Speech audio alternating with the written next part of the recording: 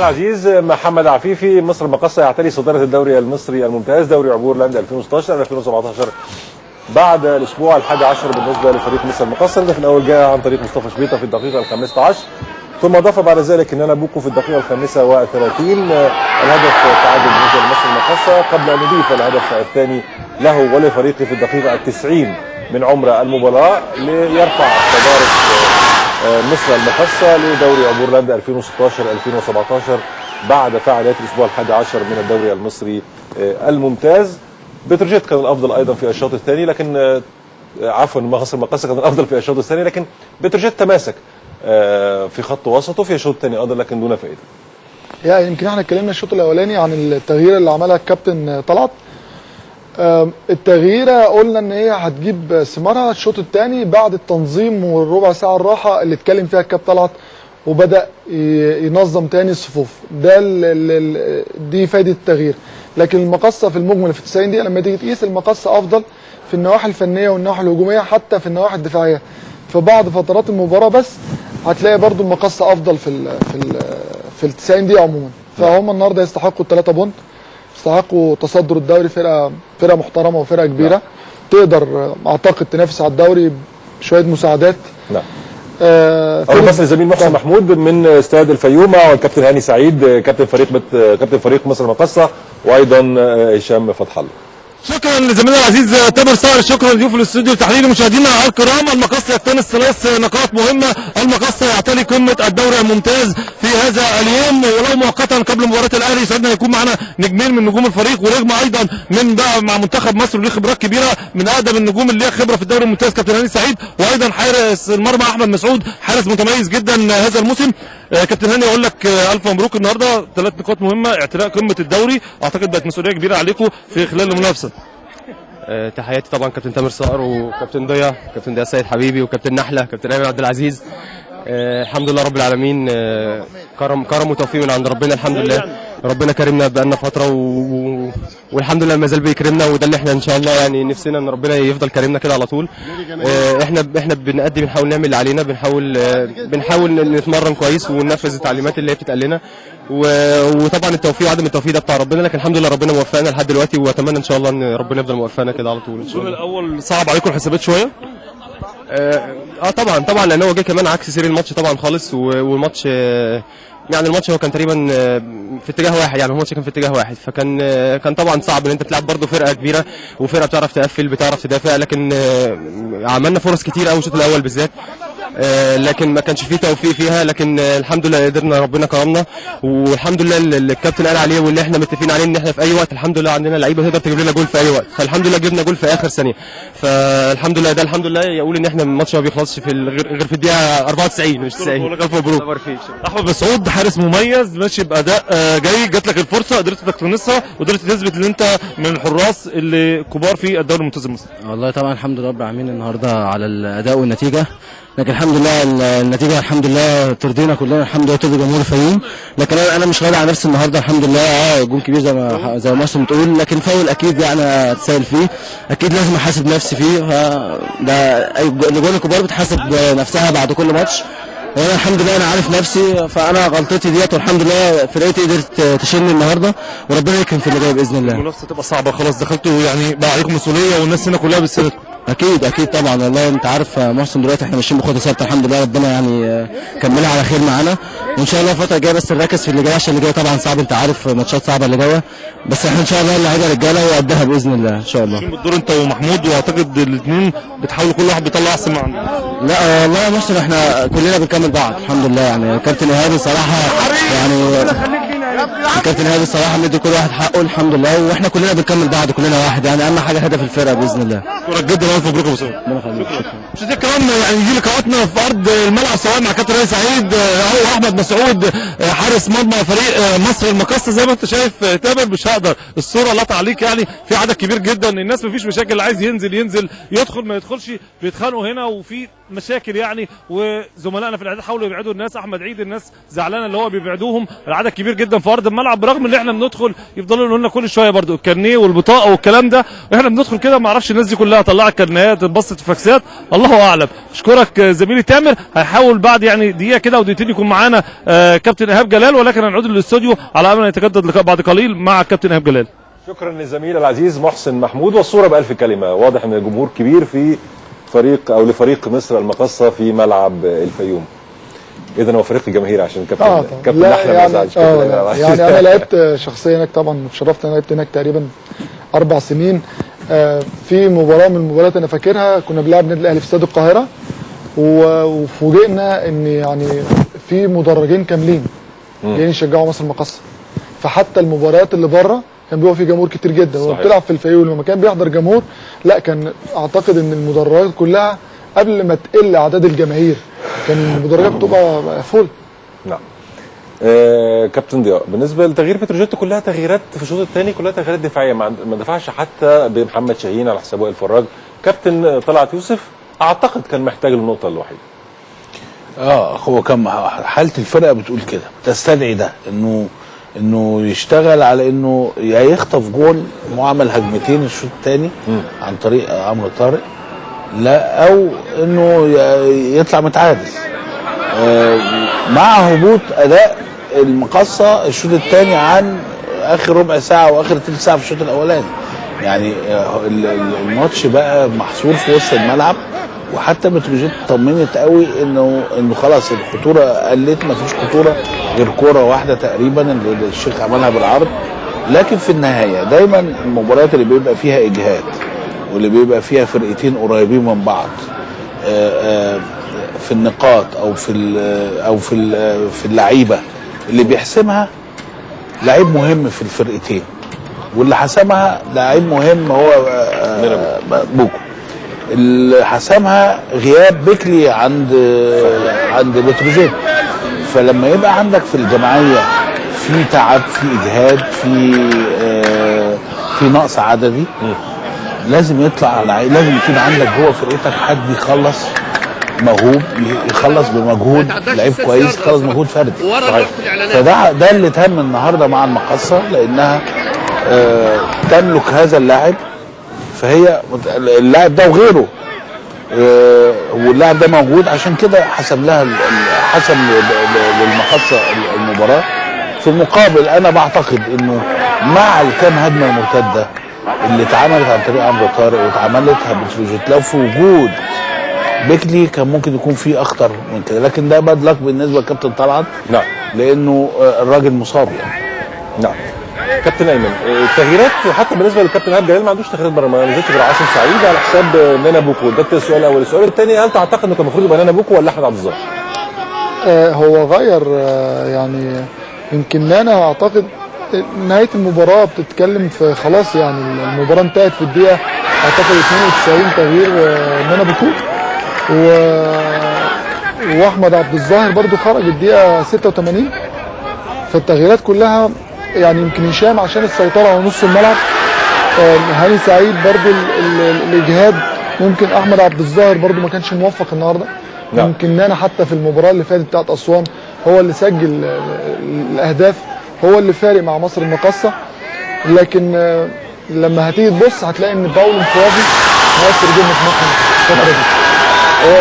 يمكن كان في حاجه في سؤال كنت عايز اساله الكابتن ايهاب جلال، ويمكن زميلنا ان شاء الله محسن محمود هيسال الكابتن ايهاب جلال هذا السؤال، ان هو قال هغير التمرين لو انا ما زلت في المركز الاول في الدوري المصري الممتاز دوري ابو ظبي، هغير التمرين او هغير من شكل التمرين. هل يكون فترات الراحه اكتر؟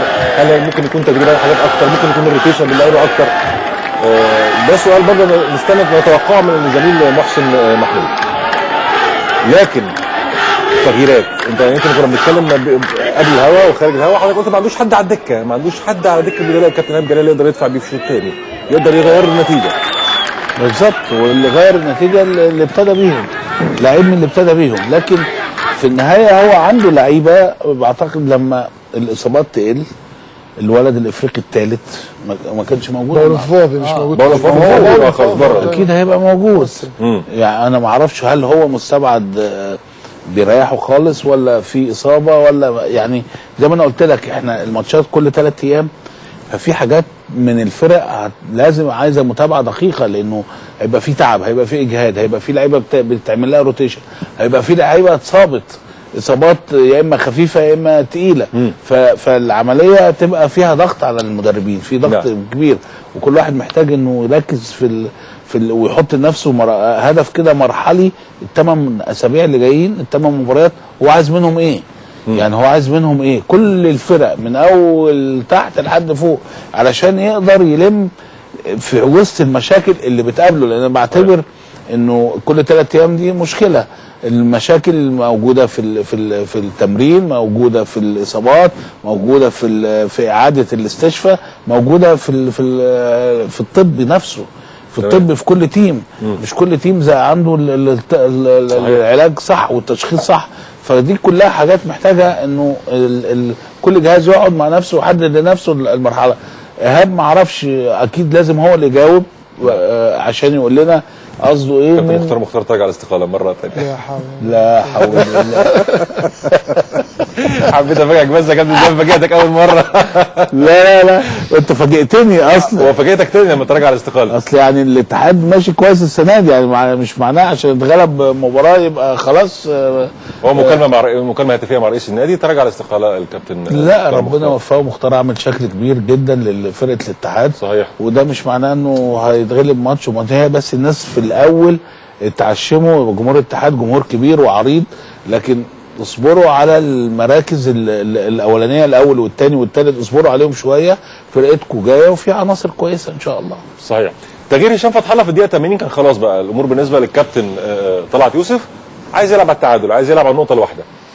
لا وكمان كريم طارق اجهد قوي، يعني هو استهلك النهارده لان هو الوحيد اللعيب اللي كان بيمتلك السرعات في بتروجيت، فكانوا بيعتمدوا عليه اعتماد اساسي. يمكن الهجمتين اللي اتعملوا من كريم طارق، فهو خلاص بدا المستوى البدني يقل وبقى فيه هبوط، فلازم في تنشيط. يمكن هشام فتح الله بيلعب نفس الحته بتاعت كريم طارق، لكن ما بيمتلكش نفس السرعات، لكن هو مهاري وبيأدي الحته الهجوميه كويس. صحيح. فهو ما كانش تغيير دفاعي بالمعنى ان هو يحافظ على النتيجه قد ما هو بيحافظ على الشكل.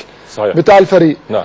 لكن فرقه بتروجيت فرقه محترمه. وخروج فيكتور اومو برضه يعني الشوط الاولاني خروج فيكتور اومو خلى كريم طارق لوحده وخلى مجهوده اعلى بدنيا اكتر اعتقد. عمل سبرنتات على الفاضي كتير عمل يعني فاضي انها كل لا جري كتير، وبعدين ما فيش حد مكمل فبتروح هو بياخدها بتروح بالظبط، تاخدها يا اما يبقى لوحده واثنين ثلاثه عليه، فجريت 50 كان هو الحل يعني الوحيد. يمكن من الحاجات اللي ما خلتش كاب طلعت يفكر ان هو يغير وائل بمحمد شاهين، ان هم نفس الستايل. فهو يعني شايف ان يسيب اخر تغييره لعل وعسى يكون مثلا كسبان او المباراه تمشي زي ما هي، فيبتدي بدل ما يخرج وائل يلعب محمد شاهين يلعب ديفندر. هروح بس للكابتن ايهاب جلال بعد الفوز اليوم واعتلاء صداره دوري عبور لندا 2016-2017 مع الزميل العزيز محسن محمود. شكرا لزميلنا العزيز تامر صقر، شكرا لضيوف الاستوديو التحليلي. مشاهدينا الكرام نجدد التحيه مره اخرى. الكابتن ايهاب جلال ما زال يتالق في قياده المقصه للموسم الثالث على التوالي، المقصه يؤدي اداء جيد، المقصه يتصدر الدوري الممتاز المصري. كابتن ايهاب بقول لك الف مبروك النهارده، اعتقد فوز مهم جدا، اعتلاء قمه الدوري، وشايفين الناس كده بتزحف وراكم من بره، والناس اللي ما دخلتش كله بيقول المقصه وراها بلد وراها محافظه. والله الحمد لله، طبعا المقصه ليها جمهور كبير عشان الناس اللي مضايقه في فريق جماهيري، وكان طبعا بيبان لما بيجي الماتشات لما كانت بجمهور هنا، لكن طبعا بشكر ربنا الحمد لله، ربنا كرمنا واللعيبه ادت اداء ممتاز بالنسبه لي النهارده. طبعا هنقول الشوط الاول افضل، لكن انا حتى ما كنتش عاوز اغير، لكن قلت بحاول اسيطر على نص الملعب شويه ودخلنا جوه يقدر يشتغل، ربنا كرمنا بالهدف. انا شايف ان احنا كنا نستاهل من وجهه نظري، فرقه كبيره جدا مع مدرب كبير جدا بنتعلم منه، انا شخصيا بتعلم منه. متوازن دايما كابتن طلعت. لا كابتن طلعت ده كابتننا وانا بتعلم منه فعلا، يعني في حاجات كتير. ودي طبعا يعني دي مباراه كوره 90 دقيقه في الاول والاخر، يعني لكن انا سعيد باللعيبه وسعيد بروحهم، سعيد بانهم تحت ضغط ان هم ابتدوا الناس يتكلموا ان هو سواء في مركز في يعني بينافسوا في الصداره. وماتش كبير وربنا كرمنا واحنا ما كسبناش بتروجيت السنه اللي فاتت، ودي برضو حاجه من الحاجات المهمه بالنسبه لي. اداء بشكل مختلف شويه، لعبنا 4-4-2 صريحه في الاول مع 2 على الطرف اصلا مهاجمين. ربنا كرمنا وعملنا طبعا. انا شايف انه ماتش ممتاز بالنسبه للعيبه الحمد لله. مش عايز تغير عشان الاداء كان عاجبك او راضي على الاداء اللي بيؤدى في الملعب باللعيبه، فمش عايز تسحب حد؟ من وجهه نظري ما كانش حد هينزل هيبقى افضل، هيضيف جديد. يمكن كنت عايز انشط نص الملعب شويه، بس داوود كان قادر لغايه الدقيقه 70 او 80 الكره قدر يغطي ويعمل سبرنت للاخر، ودي حاجه جيده. لاعب من 3 ايام، هو 90 دقيقه برضه. هاني ما لعبش، لكن المره دي لعب، عمل مجهود كبير جدا هاني. اعتقد انهم كلهم ادوا اداء مرضي بالنسبه لي جدا. توفيق ربنا بقى هو يعني خلينا نكسب الحمد لله. ايهاب جلال هو ناظر مدرسه الجمعيه في الدوري الممتاز المصري، ما بيعتمدش على اسماء، بيعتمد على مجموعه تلعب بتوازن. دي مدرسته في التدريب؟ لا هو كوره مختلفه يعني شويه، لكن في الاول والاخر انا عندي اسماء يعني. ما عندي ابو ظاهر والشيخ ونانا كان هداف فرقه السنه اللي فاتت. عندي هاني سعيد، عندي هشام محمد، عندي اسماء. داوود اصلا لعيب كبير، مودي، كل دول لعيبه كبار.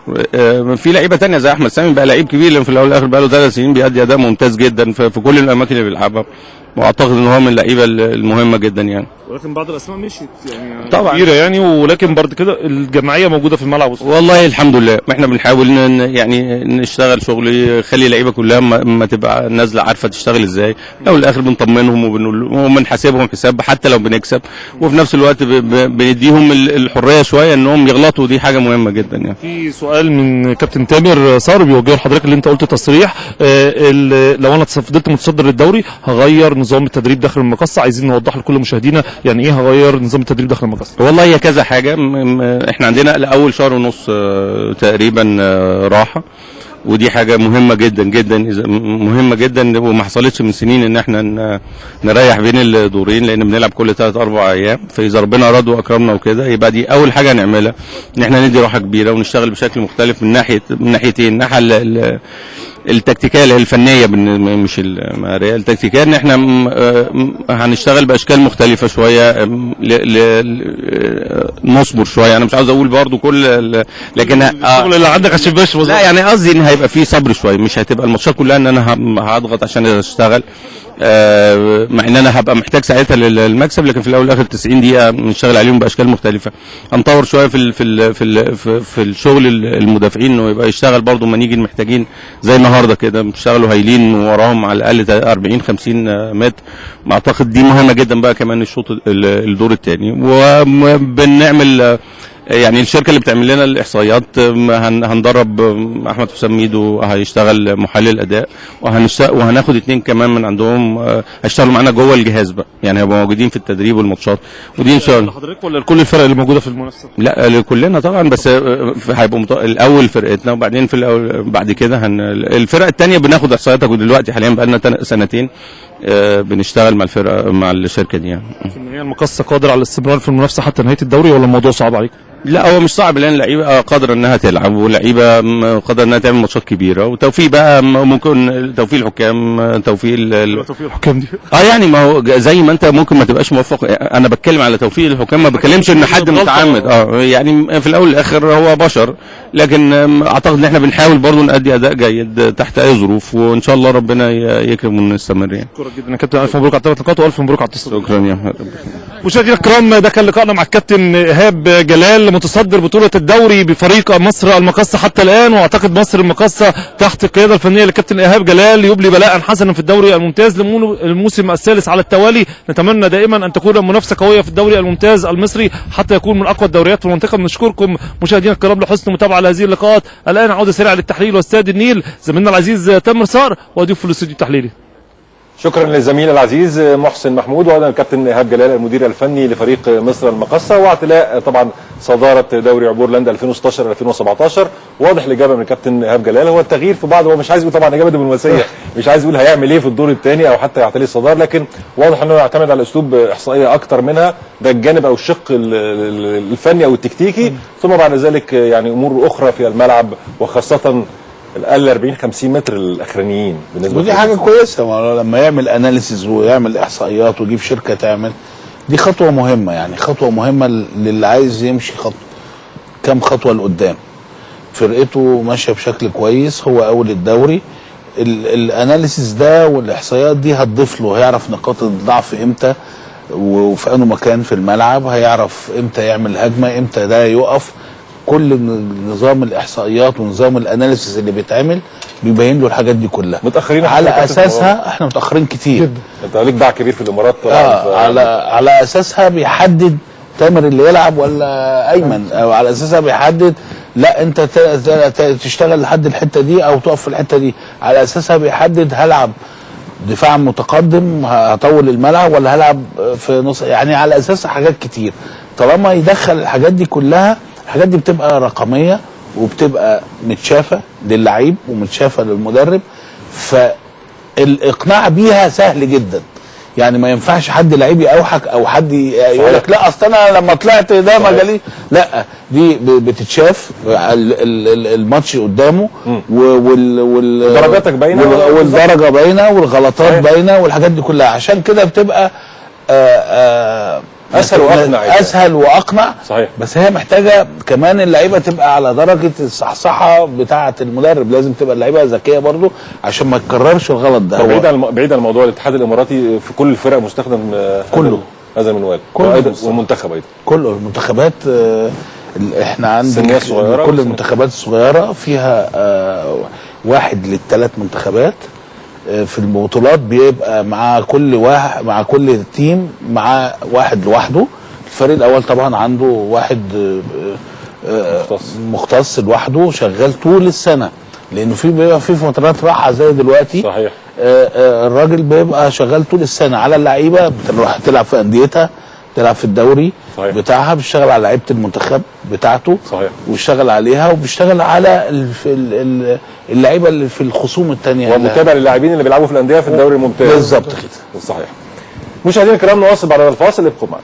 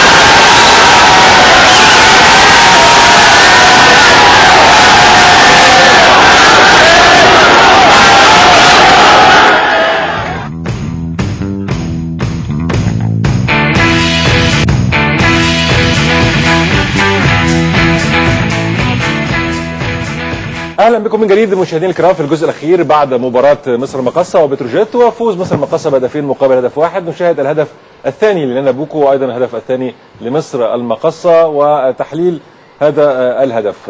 كابتن ايمن، كابتن ضياء، هذا هو الهدف الثاني بالنسبه لفريق مصر المقاصه. اتفضل يا كابتن. الهدف يعني مهاره فرديه بشكل كبير جدا. الاوفر معمول بشكل كويس. طب اولا هنا الراجل شبيطه كان لازم يضغط اكتر كمان. استنى، خلاص الاوفر سهل اتلعب. السيرد باكين هو واقف وسطيهم، معرفش دول السيرد باكين ولا الباك ليفت والسيرد باك. دي فرقه بتروجيت كلها يا كابتن. لا انا بتكلم على اللي هو واقف وسطيهم، السيرد باك والباك ليفت. وهي مهاره جامبو. هو شوف جامبو طلع ولعبها وجهها بشكل كويس، فمهاره تتحسب له بشكل كبير. يعني مهاره تتحسب له. الراجل هنا وهو بيقع كان لازم شبيطه يضغط كمان، ضغط وهو بيرجع لده كان لازم يضغط على الراجل، يحاول انها ما تترفعش. هو الهدف انه يحاول انها ما تترفعش. اترفعت، الراجل استخدم مهارته وقوته الجسمانيه والجامب بتاعه طلع صح. يعني هنا برضو اتساب انه يعمل اوفر. هو اللي في ظهر ده حمدي فتحي، اللي في ظهر واللي بعديه الباك ليفت، الباك ليفت. بالظبط. يعني خد بالك اللي قدامه ما نطش خالص. يعني اللي قدامه لما تمشي الكوره ماشي الكوره ايوه اتفضل، ما نطش خالص، لف كده بس. بالظبط. يعني حتى ما طلعش من قدامه، ما عملش اي جامب. يعني ما عملش اي جامب، واللي ورا نط لتحت. يعني نط ما لا شايف الكوره ولا شايف الراجل متمكن من الكوره. نانا بوكو متمكن منها بشكل كبير، شايفها وطلع عمل الجامب ووجهها نعم بشكل كبير. هو الغريب كمان في الهدف يا كابتن ان يعني نادرا لما تلاقي فرقه بتروجيت بتغلط الغلطات دي. يعني لو عديت هتلاقي حوالي 7 لعيبه من بتروجيت وفي 3 لعيبه من المقصه، ونانا بوكو يعني لو حددت مكانه بالظبط هتلاقي ان في على الاقل الكره عدت على 4 لعيبه. بص لما يرفع الاوفر ممكن نمشي شويه، نمشي الكره عادي. نعم يعني ممكن يمشي عادي. بص عد بقى بعد ما الكره وهو بيعمل الكروس، بص الكره معديه على كام واحد؟ يعني ادي 2 3 4 5 تمام 6 واللي ورا نانا بوكو 7. لا معديه على 7 اللي ورا مش شايف يعني حاجه بالظبط، معديه على 7. وده يعني بتروجيت نادرا لما يغلطوا الغلطات دي. نعم فده يعني اعتقد ان ده نتيجه ممكن يبقى اجهاد ذهني، فاللعيبه ما بقتش مركزه خلاص في الدقائق الاخيره من المباراه، وده تعب. يعني الهدف ده اعتقد ان جزء كبير منه تعب، زي ما الكابتن تفضل قال ان شبيطه لو في حالته هيضغط على الكوره وهو في اول ما يتزحلق هيضغط، صحيح هيروح يضغط. السؤال الاخر، ليه يعني هبوط مستوى اداء احمد الشيخ في الشوط الثاني؟ يعني هو جاي من اصابه برضه، يعني جاي من اصابه، والشوط الاولاني بذل مجهود كبير جدا جدا برضه. يمكن هو وحسين الشحات اعتقد ان كان حسين والشيخ نجوم الشوط الاولاني. فضل حسين مكمل بقى نجم المباراه. يمكن المستوى البدني من حسين طبعا ده انا كنت لسه اسالكم مان اوف ذا ماتش مين يعني. حسين هو حسين الشحات بلا يعني طبعا نانا بوكو جايب هدفين، فدايما اللي جايب الاهداف، بس الراجل حسين بصراحه مشروع باك رايت ممتاز. ممتاز. هو حسين بيفكرك بداني ألفيس وهو بيلعب في برشلونه. ده هايل ما شاء الله. ودايما بتلاقيه بيلعب وينج رايت، هو باك رايت، وفي كل هجمه بتلاقيه بيدافع برضه. فهو لا النهارده ما شاء الله. فيمكن حسين والشيخ القدرات البدنيه مختلفه شويه. نعم. فعشان كده اعتقد ان الشيخ يعني برضه العوده من الاصابه هتلاقي برضه فيه هبوط شويه في المستوى الشوط الثاني. مصر المقص عنده مقومات الفوز ببطوله الدوري؟ اعتقد لو صدقوا نفسهم بالظبط، ولو لازم يصدقوا. يعني المقصه كابتن لو عنده في القايمه 3-4 اماكن لازم يجيب في كل مكان او كل خط لازم يجيب واحد زياده، لان النهارده مشكله المقصه ان الكابتن ما عندوش تغييرات، ما عندوش بدايل، فلسه السيزون طويل. هو لما الزميل محسن ساله قال له انا الفرقه ماشيه كويس مش محتاج اغير. لا هو مش انا ما بقصدش التغيير، انت متخيل، لكن لو انت فضلت متعادل او خسران ما عندكش تغييرات، ما عندكش حد تعتمد عليه وتنزله عشان يغير لك في نتيجه، صح كده؟ اعتمد على فلازم على الاقل تجيب 2 في الخط الامامي، واللي تجيب لعيب في نص الملعب يبقى لعيب كويس عشان هاني حصل الاول لازم كل النادي يصدق انه يكسب الدوري. طبعا ما هي بدايتها انك تصدق انك انت ممكن تنافس، وبعد كده تخش في المنافسه تصدق انك ممكن تكسب. يعني هي خطوات، لانه الدوري طويل وما بيشتغلش كوره بس، بيشتغل كوره ومعنويات واداريات.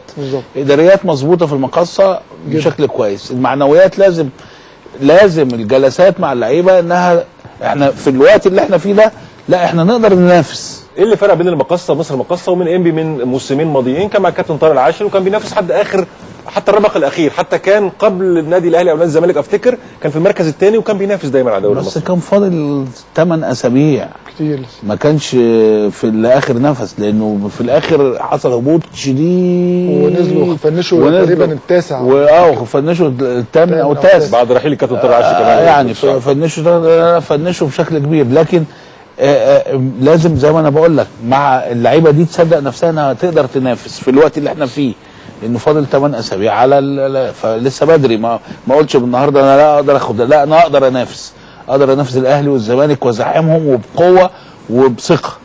ما اخش شويه واقرب اقول لا احنا نقدر ناخد الدوري. نعم. فلازم هي محتاجه معنويات، محتاجه الناس تصدق. وعندنا تجربه ليستر قدامنا، بتشوف راجع كله، يعني يجيب كل تصريحات رانييري وتصريحات اللعيبه وتصريحات ويجزأها من اول السنه هم ماشيين يا تامر بيتسحبوا يراجع التصريحات. ده في فيلم معمول لليستر يراجع ايهاب، يراجعوا اللعيبه ويفرجهم على ده ويشوف الناس كانت بتقول ايه وبتعمل ايه. مع الفرق طبعا ليستر سيتي انا بتكلم بتحمل ضغط. هل اللعيبه اللي في وسط المقص يتحملوا الضغط؟ وعشان كده انا بقول لك قلت مش محتاجين كوره بس، محتاجين اداريات ومعنويات، وده اللي انا بقوله لك. محتاجين الحاجتين دي، ازاي الاداريات توفر كل الحاجات العناصر اللي بتجهز اللعيب اللي بتجهزه وما بتخلوش فيه اي حاجه المدرب محتاجها، والمعنويات في ايد المدرب والجهاز بتاعه وفي ايد رئيس النادي. ازاي اقدر اجهز الناس بمعنويات، معنويات ما بين الكلام، ما بين الاقناع، ما بين الماديات، مكافآت، ما بين الحاجات دي كلها. كل دي بتخش في فن المعنويات. وايهاب بيشتغل شغله الفني مع اللعيبه. الحاجات دي لما تكتمل والفكره تثبت في الدماغ هتطلع حاجه كويسه. هي الفكره يا كابتن هتلاقيها ثابته. ليه؟ لسبب ان مصر المقاصه يعني بقالهم 4 سنين بيفنشوا الثالث او الرابع او الخامس، فهتلاقيهم السنه دي احسن. لكن اداريا هم مستقرين جدا جدا. اعتقد مجلس الاداره والمستشار والاستاذ محمد عبد السلام طبعا موفرين كل حاجه يعني معنويه زي ما الكابتن طلب للفرقه. هيبقى بس ان اللعيبه تصدق او لا، لكن اعتقد ان هم بنسبه كبيره جدا جدا مصدقين، لان هم بقى لهم فتره ماشيين كويس في الدوري. نعم. فبيكسبوا، فايه المانع ان هم يقعدوا يتكلموا؟ والجزء الاكبر اعتقد ان هيشيلوا. يمكن هاني ممكن يتكلم في دوت، في لعيبه كتير تتكلم في ده. اصل هم خد بالك نعم فرقه بره الاهلي والزمالك. صحيح. والاهلي والزمالك عندهم اعلامهم، فهم هيجدوا مقاومه في الدفع. صحيح. في البوش. صحيح. هيجدوا المقاومه هتبقى للسحبه اللي تحت. يعني انا بتكلم بصراحه. صحيح. لا صحيح. انت واخد بالك؟ صحيح. الحقيقه بتقول كده، في اعلام للاهلي وفي اعلام للزمالك، واعلام الاهلي والزمالك واحده من مقومات البطوله طبعا. فهو عنده حاجات كتيره يقدر لازم يفكر فيها بشكل كبير جدا. محتاجه تأني، ومحتاجه ازاي طريقه الكلام، ومحتاجه ازاي ادرس ده، لانه يعني مش هيلاقي قوي الكتير اللي يدفعوا للامام بشكل كبير، خصوصا اعلاميا. صحيح. لانه الاهلي ليه اعلامه والزمالك ليه اعلامه، فهتلاقي العمليه مش ماشيه معاه قوي انه بيزقوه لقدام، لا. فبرضه دي اضافه في بعض اللاعبين لازم تعرف وانها في مرحله معينه لازم توصل لمرحله يعني يبقى في المركز الاول، ما يبقاش عنده ضغط، ما يعتليش بنفسه ويفرح بنفسه وهو في المركز الاول في الاهلي والزمالك. فمحتاج تعامل نفسي اخر غير موجودين. محتاج تعامل مختلف تماما. عارف هيفرق معاهم ايه تاني يا كابتن؟ ان في التوقف على الاقل 2 3 لعيبه من مصر المقاصه يروحوا المنتخب. هيفرق معاهم جدا. بس المهم التوقف يبقوا يحصل التوقف وهم في المركز الاول. بالظبط، هم في المركز الاول. طبعا نشاهد مشاهدينا الكرام نتائج المباريات التي لعبت اليوم. كانت اولى المباريات الشرقيه والاتحاد، وفوز الشرقيه على الاتحاد في واحده من المفاجات بهدف مقابل لا شيء. اما بالنسبه لمصر المقاصه فاز على بتروجيت بهدفين مقابل هدف واحد واعتلى صداره الدوري المصري الممتاز. غدا بمشيئه الله 3 مباريات. سموحه يلتقي مع اسوان في تمام الساعه 3:15، والمصري مع وادي دجله في تمام الساعه 6، واخيرا مباراه الزمالك مع المقاولون.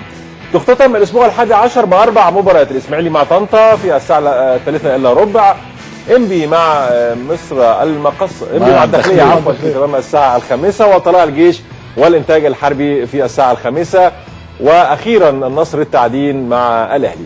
جدول الترتيب العام بعد اليوم الاول من الاسبوع 11: مصر المقاصه في المركز الاول ب27 نقطه، الاهلي في المركز الثاني برصيد 26 نقطه، بتروجيت في المركز الثالث ب22 نقطه، سموحه في المركز الرابع ب21 نقطه، المصري في المركز الخامس 16 نقطه ويتساوى مع الاتحاد، طلائع الجيش في المركز ال17 ب16 نقطه، وادي دجله في المركز الثامن ب15 نقطه، الزمالك في المركز التاسع ب14 نقطه. اما الاسماعيلي في المركز العاشر ب13 نقطه ويتساوى مع المقاولون، انبي في المركز الثاني عشر ب10 نقاط، الشرقيه في المركز الثالث عشر بعد الفوز واليوم ب7 نقاط ويتساوى مع طنطا ايضا، الانتاج الحربي في المركز الخامس عشر من 9 مباريات ب6 نقاط ويتساوى مع الداخليه، ثم ياتي الترتيب كل من اسوان ونصر التعدين لكل منهما 5 نقاط في المركز قبل الاخير والاخير.